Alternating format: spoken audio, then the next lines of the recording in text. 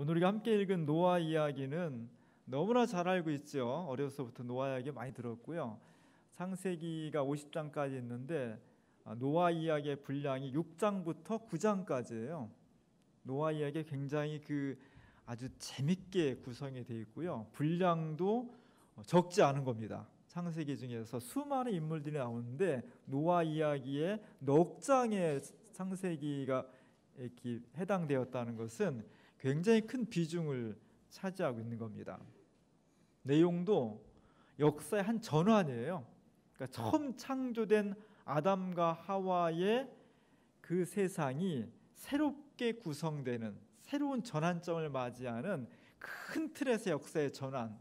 그래서 의미도 굉장히 비중이 있는 그런 내용이 되겠습니다. 하나님께서 세상을 창조하실 때 너무너무 좋았다는 거죠. 우리가 아이 처음에 나오면 뭐 힘들었지만 너무너무 예쁘잖아요. 막 100일 돌 이럴 때 지나면 진짜 막 눈에 넣어도 아프지 않을 정도로 예쁘잖아요. 그 애가 막 4살, 7살 사춘기 지나면 그냥 너무 미울 때도 있잖아요. 그런 시기를 지나는 거죠.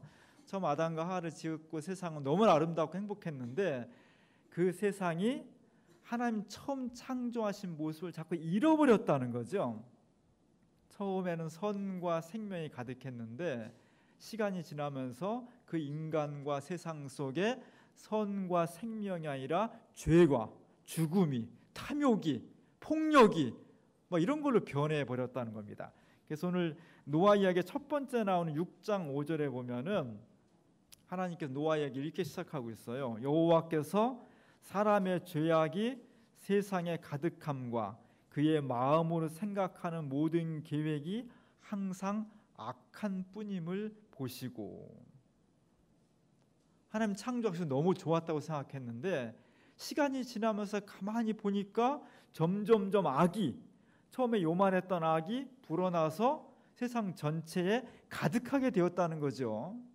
더욱더 중요한 것은 세상 밖으로 보이는 것보다 이 세상을 관리하고 책임지라고 맡긴 하나님의 형상대로 지은 인간의 마음속이 죄로, 악으로 가득 찼다는 거예요. 사람의 언어나 행동은 다 마음과 생각에서부터 나오게 되죠. 하나님 거기서 이대로는 안 되겠다, 뭔가 결단을 하신 겁니다. 새로운 것을 만들어야 되겠다. 이대로는 안 되겠다. 사람의 마음이 죄로 가득 차 있기 때문에 점점 더 시간과 역사가 지날수록 이 인류의 이 상태는 비관적이라는 거예요. 그래서 하나님께서 새로운 역사를 결단하신 겁니다. 그것은 정화예요. 죄로 가득 찬 세상을 다시 깨끗하게 순수하게 처음의 모습으로 회복하려는 것, 심판을 통한 정화입니다.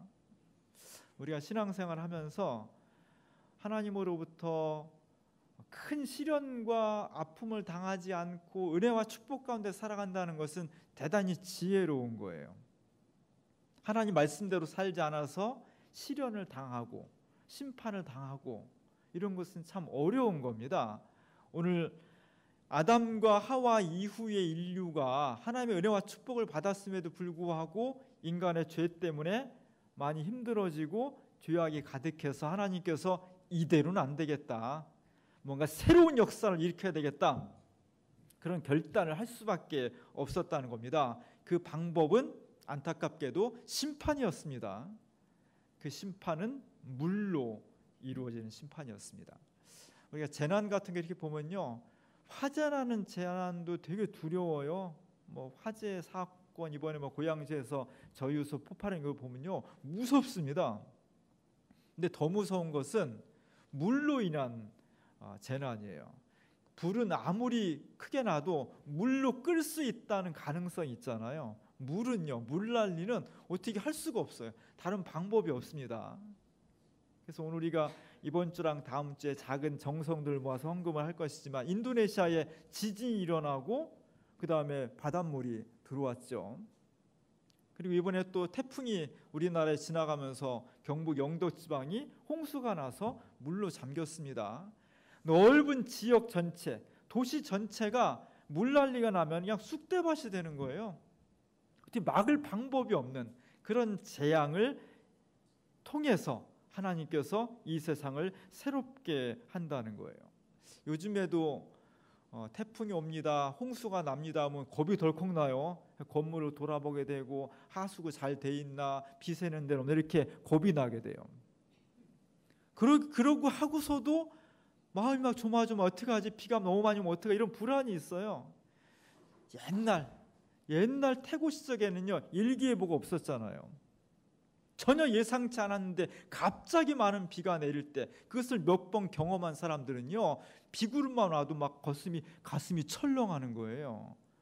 그런 두려움과 불안 속에서 오늘 하나님께서 사람들을 물로 심판하신다는 겁니다.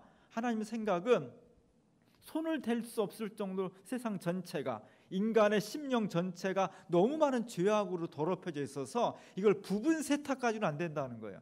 완전히 그 옷 전체를 다 빨아서 세탁하듯이 인류 전체를, 세상 전체를 한번 세탁해야 되겠다, 그런 마음으로 홍수를 일으키게 되는 겁니다. 노아 이야기는 많이 듣고 있죠.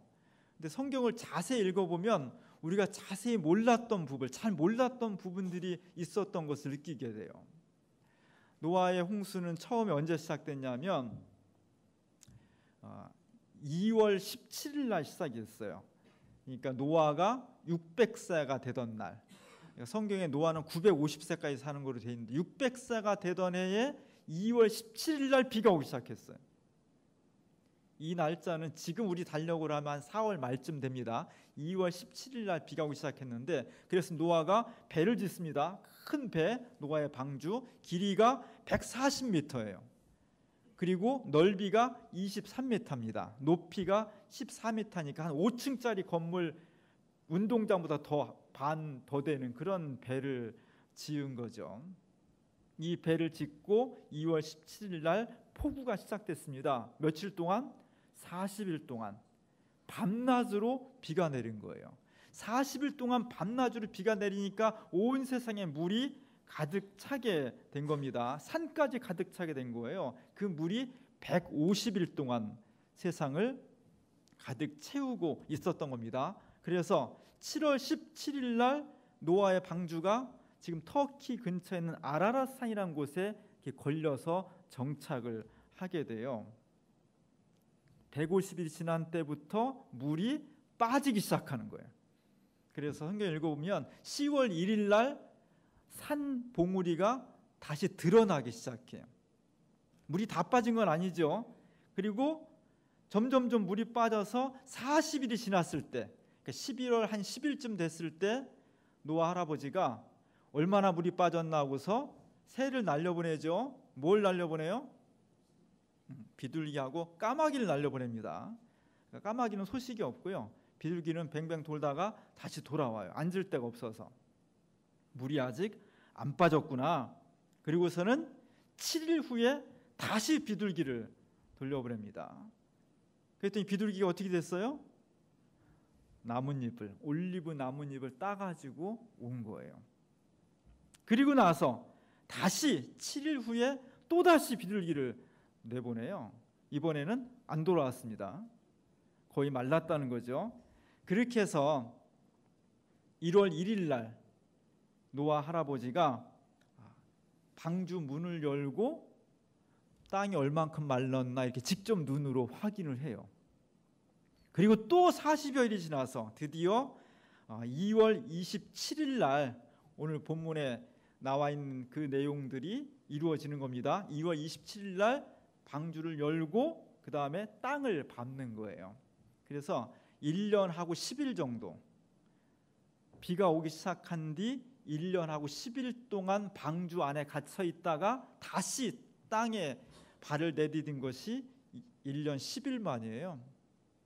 오늘 노아와 가족들과 짐승들이 다시 1년 10일 만에 땅을 내딛는 것은요, 암스트롱이 달에다가 발 내딛는 것만큼 역사적인 것이고요, 중요한 의미가 있게 되는 겁니다. 왜냐하면 새로운 시작이에요. 모든 세상이 다 물로 심판을 받았는데, 그래서 다 죽었는데 노아와 그의 가족들, 그리고 노아가 선택한 짐승들이 새롭게 정화된 세상에 발을 들여놓음으로써 새로운 역사가 시작된 겁니다. 이런 역사적인 순간에 하나님께서 다시는 인간과 세상을 심판하지 않겠다는 다짐을 하셔요. 그리고 그 다짐의 표시로 무지개를 보여주셨죠. 무지개를 보여주시면서 하나님께서 딱 한마디 하시는 겁니다. 생육하고 번성하여 땅에 충만하라. 생육하고 번성하여 땅에 충만해라. 지금처럼 의학이 발달하고 여러 가지 보호장치가 있는데도 사람들이 생명이 보장되어 있지 않습니다. 아주 고대는요, 자연재해, 여러 가지 위험성, 동물한 잡혀먹고 전쟁 나고 평균 수명이요 30살도 안 됐어요. 그런 환경 가운데에서 새로운 약속을 받는 노아와 가족들에게 생육해라, 많이 낳고 잘 자라고 번성해서 땅에 가득할 정도로 그렇게 많은 사람들이 불어나라, 이런 축복을 내리셨다는 겁니다. 이것은 바로 아담과 하와를 지으시고 하나님께서 축복해 주셨던 그 내용을 똑같이 하는 거예요. 지금 새로운 창조예요. 노아 이야기는 새 창조, 새로운 역사의 시작, 새로운 존재의 시작이 되는 겁니다. 너무너무나 중요한 거예요. 오늘 우리가 중요하게 생각하는 것은 노아가 구원을 받았습니다. 다 심판을 받아야 되는데 노아만 구원을 받았어요. 그리고 하나님께서 새로운 역사를 펼쳐나갈 파트너가 된 거예요. 수많은 사람들 중에 노아와 그 가족들을 딱 선택해서 내가 펼쳐나갈 새로운 역사, 새로운 구원의 사명자로 노아를 딱 집은 거예요. 오늘 장로님이 기도하셨지만 우리 교회 역사에서 오늘 대단히 중요한 날입니다. 새로운 리더십을, 새로운 교회 지도자들을 선출하는 거예요. 그것은 주민교회 역사가 새롭게 시작해야 되는데 어떤 사람을 어떻게 선출해서 그에게 새로운 역사를 맡길 것인지 하나님께서 오늘 우리들의 기도와 선택을 통해서 선출하는 거예요. 오늘 그 이야기가 노아 이야기의 핵심이 되는 겁니다. 노아 이야기는 굉장히 재밌게 구성이 되어 있어 제가 주보에 도미니코 모렐리라는 사람의 그림을 실었습니다. 1년 이상 동안 제한된 공간에, 물론 저 배가 140m나 되는 큰 배였지만 그래도 거기에 1년 이상 갇혀 있으면요 사람이 막 우울증 걸리고요 답답해서 막 죽으려고 그래요.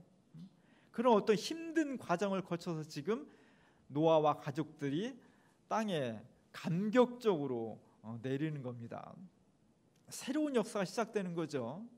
영화 같은 데 보면 새로운 역사 시작될 때는 배경도 멋있고 음악도 멋있고 주인공도 멋있고 막 그냥 모든 것이 다 깔끔하고 멋지게 시작되는 그런 장면들이 많잖아요. 근데 오늘 노아가 새로운 역사를 시작하는 데는 그렇게 깔끔하고 멋있지만은 않았어요. 배가 지금 정착을 했는데 멋진 부두의 항만에 딱 그냥 배가 정착한 그런 곳에 배 정류장에 정착한 것이 아니라 이렇게 바위하고 나무 같은 데 걸려가지고 스톱을 한 거예요. 나무가 막 꺾여져 나가 있고, 그리고 왼쪽 화면 끝에 보면은 나무가 한 그루 일으키는데 막 흙탕물에 막 잠겨 있어, 오랫동안 잠겨 있어가지고 나무 가지 막 꺾여 나갔고 찢겨 나갔고, 그리고 나무 가지 그 잎도 많이 쓸려 나가고 죽어 있는 가지도 있고, 나무가 살아있긴 살아있지만 만신창이 돼 있는 거죠. 새로운 역사가 그렇게 만만하지 않습니다.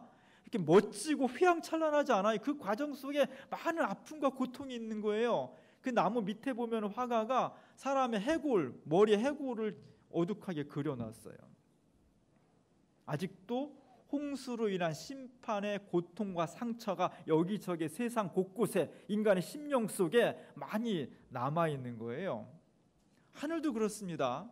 새로운 역사 시작 때 하늘이 그냥 해가 쨍쨍고 밝은 하늘만 있어야 되는데 이 화가가 볼 때는 오른편 하늘은 아직도 검은 구름이 많이 남아있는 거예요. 개인의 인생이나 인류의 역사나 여기까지 죄악의 시대, 여기서부터 신시대, 이렇게 딱 칼로 무 자르듯이 시대가 딱 구분되지 않습니다. 죄와 은혜가 공존되는 구습과 새로운 결단이 어느 정도 시기에는 중첩되어 있는 거예요. 오늘 노아 이전 시대와 노아로부터 시작되는 새로운 시대가 하늘에서 공존하는 거예요. 한쪽에는 아직도 심판의 먹구름이 남아있고 다행히 왼편으로 갈수록 하얀 뭉게구름과 파란 하늘이 펼쳐져 있는 거죠. 그리고 그 하늘에 무지개가 떠 있는 거예요. 다양하고 행복하고 새로운 희망에 찬 미래가 놓여져 있다는 것을 보여주는 거죠. 오늘 우리 개인의 삶과 가정과 교회와 역사가 우리가 결단하고 새로운 시대가 접어들었다고 해서 과거는 싹 잊어버리고 한 번에 시작되지 않습니다. 많은 것이 중첩돼 나가는 거예요. 다행인 것은 그것이 퇴보라든지 밝은 데서 어두운 쪽으로 가는 것이 아니라 하나님의 역사는 어둡고 힘든 곳에서 심판과 죽음에서 새로운 희망과 밝음과 미래를 향해서 힘차게 나아갈 수 있다는 것이 우리에게 중요한 거예요.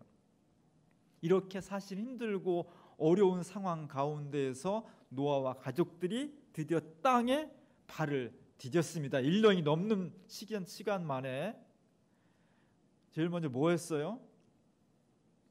예배를 드렸다는 거예요. 그들이 모여서 예배를 드렸습니다. 제단을 쌓고 하나님 앞에 감사함으로 진심으로 우리를 구원해 주신 그 감격의 마음을 하나님 앞에 드린 거예요. 3명의 아들과 3명의 며느리들이 땅에 엎드리고 손을 모으고 팔을 펼쳐서 정말 이 험난한 과정 가운데에서 우리를 살려주신 하나님 너무 고맙습니다. 우리를 구원해 주셔서 너무 감사합니다. 그것을 온몸으로 표현하는 거예요. 우리 예배는 이런 것이 돼야 돼요. 몸만 왔다 가는 것이 아니라 정말 내 영혼으로 하나님 저를 구원의 백성으로 그리스도로 삼아주신 것이 너무 고맙습니다. 아직도 세상은 상처가 있고 아직도 나는 고난 가운데 그 근심거리가 많이 있지만 그럼에도 불구하고 주님께서 나를 그리스도로 삼아주셔서 구원의 백성이 되게 하신 거 너무 고맙습니다. 이 마음이 이 공간에 가득 채워져야 되는 거예요. 그게 교회의 본질이에요. 그러한 사람들에게 하나님께서 은혜와 축복을 주시는 겁니다. 뭐라고요? 생육하고 번성하라는 거예요. 생육하고 번성해서 땅에 충만하는 겁니다. 이 은총을 지금 이 가정의 대표인 인류 역사의 대표인 노아가 하늘로부터 오는 그 은혜를 오른손으로 하늘 손을 들고 왼손으로는 땅에 있는 그의 가족들에게 전달해 주는 거예요. 오늘 이 구원의 은총이 우리 가운데 차고 넘쳐야 됩니다. 이 구원의 축복이 하나님께 베풀어 주신 아담과 하와와 그리고 새로운 역사를 베풀어 주시는 노아와 그 가족들에게 주셨던 하나님의 은총이 오늘 우리한테 놓여져야 돼요. 우리한테 다가와야 돼요. 중요한 것은 그렇게 수많은 사람 중에서 왜 하필 노아가 그 사명을 담당할 수 있었는가? 도대체 하나님 보시기에 수많은 인류와 가족 가운데서 왜 노아를 딱 선택했는지, 노아를 딱 집어서 이 중요한 새 역사, 아담 이후의 새로운 역사를 감당할 사명자는 바로 너다라고 하나님께서 왜 하필 노아를 선택했는지, 노아가 정말 잘생겨가지고 하나님의 선택을 받았다면요, 이 시간 끝나고 다 우리 성경학과로 가야 돼요. 노아가 공부를 잘해서 그랬다면요, 만일 다 제쳐놓고 다 공부해야 돼요. 그러지 않습니다.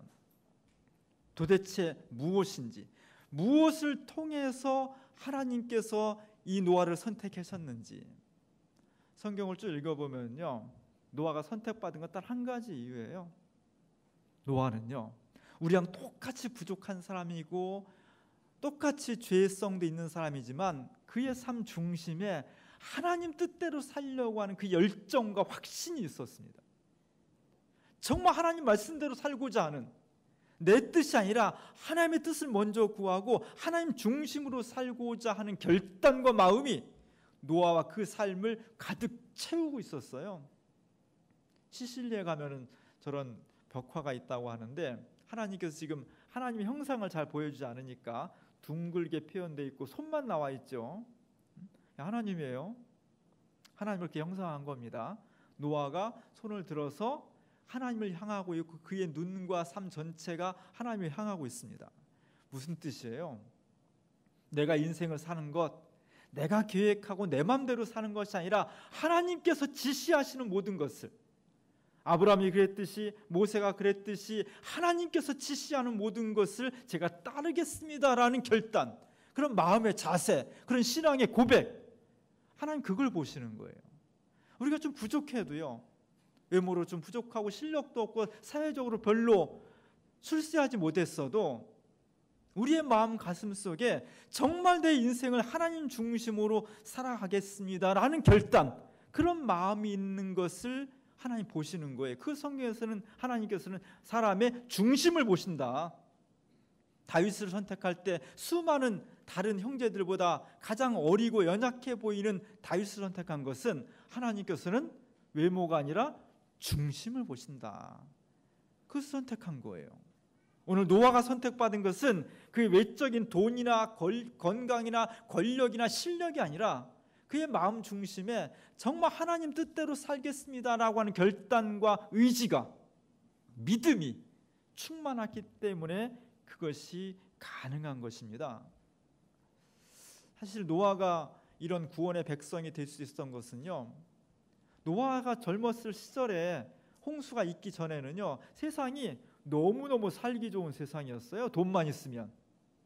우리나라 사회 그렇잖아요. 한국 사회는 돈만 있으면 정말 살기 좋은 세상이야. 그러니까 돈을 벌기 위해서 수단 방법을 가리지 않잖아요. 노아 시대가 그랬습니다. 정말 하나님 믿지 않고 놀고 쾌락을 즐기려면 못할 것이 없는 세대였어요. 마음껏 할 수 있는, 인간의 자유가 최대한으로 보장된, 신나게 즐기고 쾌락적이고 탐욕을 부리기에 딱 적당한 그런 사회였습니다. 그래서 사람들은 너무너무 좋은 세상, 오래오래 살아야지, 그것을 위해서 돈을 벌고 건강을 챙기고 권력을 쟁취하려고 했습니다. 100사람 중에 99사람이 다 그런 사고방식에 젖어 있을 때 노아는 그 시대를 비관적으로 본 거예요. 이 시대는 심판을 받습니다. 우리는 구원의 백성이 되기 위해서 산꼭대기에다가 방주를, 큰 배를 져야 됩니다. 누가 믿었겠어요, 그 얘기를. 그래서 수많은 사람들이 노아를 향해서 노아가 정신이 돌았어, 미친 사람이야, 아니 배를 지으려면 또 바닷가에다 해줘야지 무슨 산꼭대기에다 배를 짓는데, 별별 조롱과 비웃음과 비난을 받을 수밖에 없었던 거죠. 보통 사람 같으면 좀 시작하다가 너무 그 비난과 조롱이 따가워서 아유 나 그만둘래, 이런 사람이 많은 거죠. 그럼에도 불구하고 끝까지 포기하지 않고 그 배를 지었다는 것은, 그래서 심판을 면하고 구원의 백성이 되었다는 것은 노아의 중심에 하나님 말씀에 대한 확고한 신앙, 그의 중심으로 살아가겠다는 믿음의 결단이 있었기 때문에 가능한 거예요. 하나님이 보신 건 바로 그겁니다. 우리가 실력이 부족해도, 외모가 부족해도, 가진 것이 별로 없어도 교회는 내가 하나님 뜻대로 살겠다는 마음의 결단과 믿음이 첫 번째예요. 그리고 그것이면 되는 거예요. 그랬을 때 하나님께서 새로운 역사를 펼쳐갈 수 있는 사명자로 부르셨다는 거예요. 오늘 우리가 예배 마치고 새로운 장로를 뽑습니다. 장로가 뭐냐 도대체? 목사는 교회 소속이 아니에요. 저는 소속이 한국기독교장로회라는 교단의 경기노회에 소속돼 있습니다. 그래서 제가 취임식을 할 때 취임식을 주관은 어디서 하냐? 노회가 주관해요. 노회가 여기다 파송을 하는 거예요. 그래서 목사 취임식의 모든 그 주관은 노회가 합니다. 장로는 교회 소속이에요. 교인의 대표예요. 그래서 교인들 여러분들이 우리들의 대표로서 누구를 선택할 것인가를, 그래서 우리들의 신앙을 지도해주고 우리의 신앙의 롤 모델이 되고 교회를 섬기고 그런 걸 뽑는 거예요. 그런 사람 뽑는 게 대단히 중요해. 어떤 사람을 뽑느냐에 따라서 교회가 더 부흥할 수도 있고요, 잘못 뽑은 교회가 위축될 수도 있어요. 하나님의 구원 사역을 제대로 감당할 수도 있고요, 그렇지 못할 수도 있어요. 그래서 대단히 중요한 거예요. 그래서 우리 교회가 몇 달 전부터 사실 오늘 선거는요 1시간이면 끝나요. 그러나 6개월 7개월 전부터 준비위원회를 구성하고 계속 기도하라고 하고 관심을 갖고 이렇게 하라고 했잖아요. 그것은 하나님 뜻 가운데에서 정말 우리 교회의 교인의 대표를 선출하는 것이 너무나 중요하기 때문이에요. 그래서 거기는 공공성이 중요한 거예요. 나랑 가까우니까, 나랑 친하니까, 나랑 혈연, 지연, 학연 뭐 이런 관계가 있으니까 이렇게 뽑으면 안 돼. 하나님의 교회를 뽑는 거니까, 하나님의 교회를 대표할 사람을 뽑는 거니까, 정말 주님 앞에서 이 시대를 구원할 수 있는 사명자를 누구를 뽑을 것이지 하는 하나님의 입장에서 공적인 선택, 공적인 공공성을 이루어가야 되는 거예요. 그것이 우리에게 주어진 거룩한 사명입니다. 그렇게 해서 선출된 사명자에게 하나님께서 오늘 노아에게 베풀어 주셨던 놀라운 축복, 생육하고 번성해서 땅에 충만하라는, 고대 세계에서는 이거보다 더 큰 축복을 받을 수가 없어요. 가장 아름답고 가장 위대하고 가장 중요한 축복을 하나님께서 노아에게 베풀어 주신 거죠. 오늘 우리 교회에 새로 선출되는 신임 장로들을 통해서 하나님이 그런 은총을 베풀어 주시길 원하는 거예요. 그런 사명자들을 통해서 우리 교회가 새롭게 되고, 한국 교회가 새롭게 되고, 교회를 통해서 한국 사회를 변화시켜 나갈 수 있는 놀라운 역사를 이루어 가시고자 하는 겁니다.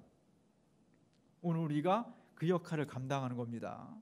하나님의 구원의 새 역사를 창조할 새로운 사명자, 정말 기도하고 깊은 관심 가운데에서 하나님의 공적 역사를 이루어갈 수 있는 오늘 중요한 이 사역에 우리가 그동안 열심히 기도하고 준비해 왔는데, 우리의 뜻을 모아서 하나님의 놀라우신 사명자 잘 선출해서 하나님 앞에 영광이 되고 우리에게 큰 기쁨이 되는 새로운 역사를 만들어가는 우리 교회가 될 수 있기를 주님의 이름으로 간절히 축원합니다. 기도하겠습니다.